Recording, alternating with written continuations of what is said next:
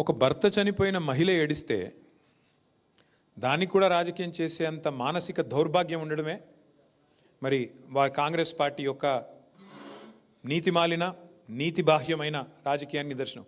అంతమందిని చూసి నాకు గోపీనాథ్ గారు ఇంత పెద్ద కుటుంబాన్ని ఇచ్చారు మా జూబ్లీ హిల్స్ కాన్స్టిట్యున్సీలో అని చెప్పి ఆమె కంటతడి పెడితే ఆమె భర్తను తలుచుకొని, భర్త చనిపోయి ఇంకా 6 నెలలు కూడా కాలేదు బ్రదర్, బాధ ఉండదా? భారతదేశంలో మన సాంప్రదాయంలో డెఫినెట్గా భర్తను ప్రతిరోజు తలుచుకుంటారు, తండ్రిని తలుచుకుంటారు, పిల్లలు చనిపోయిన తర్వాత తలుచుకోరా? కుటుంబ సభ్యులకు ఆ మాత్రం ఉండదా? అంతమందిని చూస్తే ఇమోషన్లో ఆమె బాధపడితే దానికి కూడా రాజకీయం చేయడం అంటే కాంగ్రెస్ వాళ్ళు ఎంత నీతిమాలిన మనుషులో, ఎంత సిగ్గుమాలిన మనుషులో, ఎంత దిగజారుడు రాజకీయానికైనా సిగ్గు లేకుండా.